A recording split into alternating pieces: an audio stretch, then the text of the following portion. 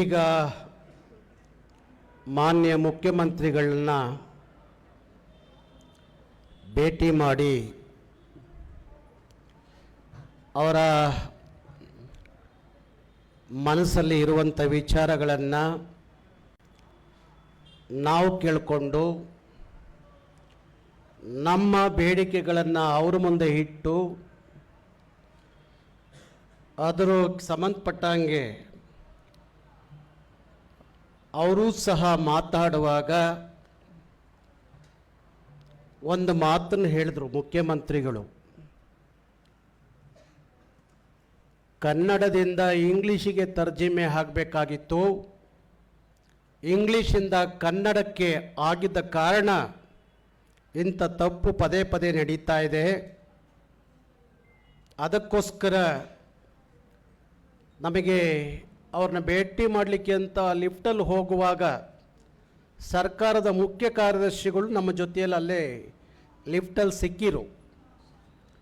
ಶಾಲಿನಿ ರಜನೀಶ್ ಅವ್ರು ಹೇಳಿದ್ರು ನಮಗೆ, ಗೌಡ್ರೆ ನಾನು ಎಲ್ಲ ಕಡಿತವನ್ನು ಎಲ್ಲ ವಿಚಾರವನ್ನು ಮುಖ್ಯಮಂತ್ರಿಗಳ ಗಮನಕ್ಕೆ ತಂದಿದ್ದೀನಿ ಅನ್ನೋ ಮಾತನ್ನು ಅವರು ಲಿಫ್ಟಲ್ಲಿ ನಮ್ಮ ಹತ್ರ ಹೇಳಿಕೊಂಡೇ ಬಂದರು.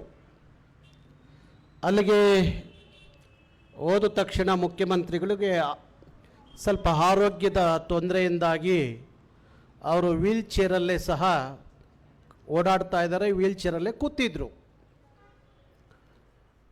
ನಮ್ಮ ಹೋರಾಟದ ನಮ್ಮ ಬೇಡಿಕೆಗಳನ್ನು ತಾಳ್ಮೆಯಿಂದ ಮುಖ್ಯಮಂತ್ರಿಗಳು ಆಲಿಸಿರು. ನಾನು ಅನೇಕ ಸಂದರ್ಭದಲ್ಲಿ ನನ್ನ 36-37 ವರ್ಷದ ಹೋರಾಟದ ಹಾದಿಯಲ್ಲಿ ಅಷ್ಟೊಂದು ತಾಳ್ಮೆಯಿಂದ ಹೋರಾಟಗಾರರ ಬೇಡಿಕೆಯನ್ನು ಕೇಳೋದು ಭಾರಿ ಅಪರೂಪ. ಆದರೆ ಸಿದ್ದರಾಮಯ್ಯನವರು ತಾಳ್ಮೆಯಿಂದ ಕೇಳಿಕೊಂಡ್ರು, ನಾವು ಹೇಳುವ ವಿಚಾರಗಳನ್ನು ತಾಳ್ಮೆಯಿಂದ ಆಲಿಸಿರು.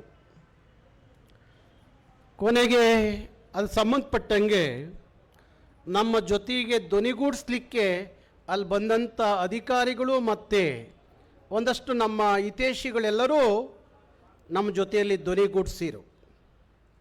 ಆಗ ಮುಖ್ಯಮಂತ್ರಿಗಳು, ಹೌದು ತಪ್ಪು ಆಗಿದೆ, ಆದರೆ ಕರ್ನಾಟಕ ಸರ್ಕಾರದ ಅಧೀನದಲ್ಲಿ ಅದಿಲ್ಲ, KPSC ಇಲ್ಲ, ಹಾಗಾಗಿ ಆದರೂ ಚಿಂತೆ ಇಲ್ಲ, ನಾನು ನಾಳೆ ಅವ್ರನ್ನ ಎಲ್ಲರನ್ನೂ ಕರೆಸ್ಕೊಂಡು ಅವರ ಜೊತೆಯಲ್ಲಿ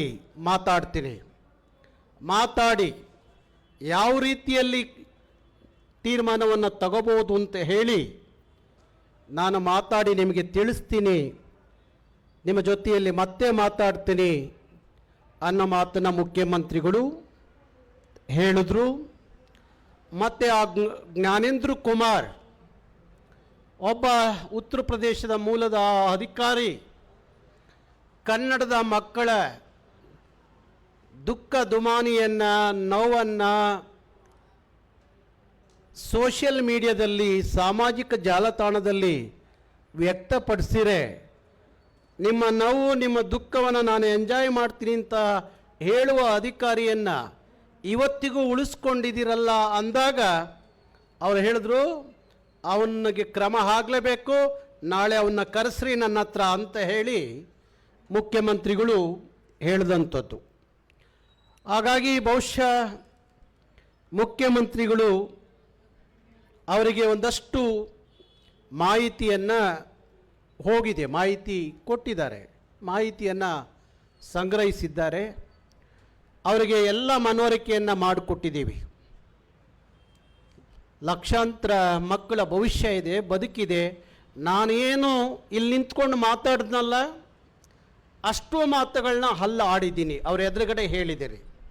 ನಿಮ್ಮ ರಾಜಕೀಯ ಜೀವನದಲ್ಲಿ ಇದರಿಂದ ಆದ ತಪ್ಪಿಗೆ ನಿಮಗೆ ಒಂದು ಕಪ್ಪು ಚುಕ್ಕಿ, ಈ ತಪ್ಪನ್ನು ಆಗಬಾರ್ದು ನಿಮ್ಮ ಕಾಲಕ್ಕೆ. ನಿಮ್ಮ ಇರುವ ಕನ್ನಡದ ಕಾಳಜಿ ಕಳಕಳಿ ಮತ್ತೆ ಸಾಬೀತು ಆಗಬೇಕು ಅಂದರೆ ಆ ಮಕ್ಕಳಿಗೆ ನಿಮ್ಮ ಕಾಲದಲ್ಲಿ ನ್ಯಾಯ ಸಿಗಬೇಕು. ಇಲ್ಲದೆ ಹೋದರೆ ನಿಮ್ಮ ರಾಜಕೀಯ ಜೀವನದಲ್ಲಿ ಒಂದು ಕಪ್ಪು ಚುಕ್ಕಿ ಆಗುತ್ತೆ ಅನ್ನೋ ಮಾತನ್ನ ಯಾವ ಮುಲಾಜಿಲ್ದಲೇ ನೇರವಾಗಿ ನಾವು ಹೇಳಿದ್ದೀವಿ. ಹಾಗಾಗಿ ಮುಖ್ಯಮಂತ್ರಿಗಳು ಅಲ್ಲಿದ್ದಂಥ ಅಧಿಕಾರಿಗಳಿಗೆ ಅವ್ರನ್ನ ನನ್ನ ಜೊತೆಯಲ್ಲಿ ಮಾತಾಡಲಿಕ್ಕೆ ಒಂದು ಸಭೆಯನ್ನು ಕರೀರಿ ಅನ್ನೋ ಮಾತನ್ನು ಹೇಳಿದ್ದಾರೆ. ಹಾಗೆ ಆ ಅಧಿಕಾರಿ ಮೇಲೆ ಅವರಿಗೆ ಬಂದಂಥ ಆಕ್ರೋಶ ಏನಿತ್ತು ಅಂದರೆ ಅವನ ಮೇಲೆ ತಕ್ಷಣ ಅವನ್ನ ಕರೆಸಬೇಕು ಅಂತ ಹೇಳ್ತಾ, ನಾನು ಕನ್ನಡದ ಪರವಾಗಿದ್ದೀನಿ, ನಾನು ನಿಮ್ಮ ಪರವಾಗಿದ್ದೀನಿ ಅನ್ನುವ ಕಾಳಜಿಯ ಮಾತುಗಳನ್ನು ಮುಖ್ಯಮಂತ್ರಿಗಳು ಹಾಡಿದ್ದಾರೆ. ಬಹುಶಃ ಅವರಿಗೆ ಇರುವಂಥ ಪರಿಸ್ಥಿತಿಯಲ್ಲಿ ಅವರು ನಮ್ಮ ಜೊತೆಯಲ್ಲಿ ಮಾತಾಡುವಂಥದ್ದು ಇರಲಿಲ್ಲ. ಆಗಲೇ ನಮ್ಮ ಹಿರಿಯ ಅಧಿಕಾರಿಗಳು ನನ್ನ ಜೊತೆಯಲ್ಲಿ ಬಂದು ಮಾತಾಡುವಾಗ ಅವ್ರು ಹೇಳಿ ಕಳಿಸಿದರು, 2 ದಿವಸ ನನಗೆ ಅವಕಾಶ ಕೊಡೋಕ್ಕೆ ಹೇಳಿ, ನಾನು 2 ದಿವಸ ನಂತರ ನಾರಾಯಣಗೌಡ್ರ ಜೊತೆಯಲ್ಲಿ ಮಾತಾಡ್ತೀನಿ, ಅವ್ರಿಗೆ ಹೇಳಿ ನಾರಾಯಣಗೌಡ್ರಿಗೆ ಅಂತ ಹೇಳಿ ಅಧಿಕಾರಿಗಳಿಗೆ ಹೇಳಿ ಕಳಿಸಿದರು. ಆದರೆ ಮತ್ತೆ ನಾನು ಅವರ ಕಾರ್ಯದರ್ಶಿ ಹತ್ರ ಮಾತಾಡಿದಾಗ ಮತ್ತು ನಮ್ಮ ಉಪ್ಪರ್ಪೇಟೆ ಅಧಿಕಾರಿಗಳು ಮತ್ತು ಕಾಟನ್ಪೇಟೆ ಅಧಿಕಾರಿಗಳು ಅವರೆಲ್ಲ ಮಾತಾಡಿ ನಮ್ಮ ನಿಯೋಗವನ್ನು ಭೇಟಿ ಮಾಡಿಸಿದ್ದಾಯಿತು. ಅದಕ್ಕಾಗಿ ನೋಡೋಣ ಮುಖ್ಯಮಂತ್ರಿಗಳು ಯಾವ ತೀರ್ಮಾನವನ್ನು ತಗೋತಾರೆ, ಯಾವ ಕ್ರಮವನ್ನು ತಗೋತಾರೆ. ಆದರೆ ಅವರು ಒಂದು ಹೇಳಿದ್ರು, ಸತ್ಯದ ಮಾತು ಏನಪ್ಪ ಅಂದರೆ, ಈ ಏನು KPC ಅನ್ನೋ ಬಾಡಿ ಇದೆಯಲ್ಲ ಅದು ಕರ್ನಾಟಕ ಸರ್ಕಾರದ ಅಧೀನದಲ್ಲಿ ಬರೋದಿಲ್ಲ. ಅದಕ್ಕಾಗಿ ನಾವು ಯಾವ ರೀತಿಯಲ್ಲಿ ಇದನ್ನು ಸರಿಪಡಿಸ್ಬೋದು ಅಂತ ಹೇಳಿ ನಾನು ಅವ್ರನ್ನ ಕರೆಸಿ ಮಾತಾಡ್ತೀನಿ, ಅಲ್ಲಿವರೆಗೂ ಸ್ವಲ್ಪ ತಾಳ್ಮೆಯಿಂದ ಇರಬೇಕು ಅನ್ನೋ ಮಾತನ್ನು ಹೇಳಿದರೆ, ನಾನು ನೇರವಾಗಿ ಹೇಳಿದ್ದೀನಿ, ಏನಾದರೂ ಸರಿ ಆಗದೆ ಹೋದರೆ ನೀವು ಕೈ ತೊಳ್ಕೊಂಡ್ರೆ ನಾವು ಮತ್ತು KPSC ನಮ್ಮ ಇಬ್ಬರ ಮಧ್ಯದಲ್ಲಿ ಸಂಘರ್ಷ ಯಾವ ದಾರಿಲಿ ಬೇಕಾದರೂ ಸಾಗ್ಬೋದು. ಆಗ ಅದು ಕಷ್ಟ ಆಗುತ್ತೆ. ಸರಿಪಡಿಸಿ ಅದನ್ನು ಸರಿಪಡಿಸ್ಬೇಕು, ಸರಿ ಆಗಬೇಕದು. ಸರಿ ಆಗದೆ ಹೋದರೆ ನಾನು ಬೀದಿಲಿ ನಿಂತು ಹೋರಾಟ ಮಾಡಿದ್ರೆ ಏನು ಪ್ರಯೋಜನ ಇಲ್ಲ. ಇಲ್ಲಿ ಲಕ್ಷಾಂತರ ಮಕ್ಕಳ ಬದುಕು ಅಡಗಿದೆ. ಹಾಗಾಗಿ ನಾನು ವಾಪಸ್ ಹೋಗಬೇಕು ಅವ್ರ ಹತ್ರ ಅಂತ ಹೋಗಬೇಕು ಅಂದಾಗ ನೀವು ನನಗೆ ಸರಿಯಾದಂಥ ಒಂದು ಸಂದೇಶವನ್ನು ಕೊಟ್ಟರೆ ಆ ಮಕ್ಕಳ ಜೊತೆಯಲ್ಲಿ ಹೋಗಿ ನಾನು ಮಾತಾಡ್ತೀನಿ, ಇಲ್ಲಾಂದರೆ ನಾನು ಮಾತಾಡಲಿಕ್ಕೆ ಸಾಧ್ಯ ಇಲ್ಲ ಅಂದಾಗ ನನಗೆ 2 ದಿವಸ ಸಮಯ ಕೊಡ್ರಿ, ನಾನು ಕರೆಸಿ ಏನು ಮಾಡಬಹುದು ಆ ವಿಚಾರದಲ್ಲಿ ಅನ್ನೋ ಮಾತನ್ನು ಹೇಳ್ತಾ, ನಾನು ನಾರಾಯಣಗೌಡ ನಿನ್ನಂಗೆ ಹೋರಾಟದ ಹಾದಿಯಲ್ಲಿ ಬಂದನು, ನಮ್ಮ ಕನ್ನಡದ ವಿಚಾರದಲ್ಲಿ ಅನ್ಯಾಯ ಆದರೆ ನಾನು ಸುಮ್ಮನಿರಕ್ಕಾಗುತ್ತಾ ಅಂತ ಹೇಳಿ ಮುಖ್ಯಮಂತ್ರಿಗಳು ಭರವಸೆ ಕೊಟ್ಟಿದ್ದಾರೆ. 2 ದಿವಸ ಕಾಯೋಣ.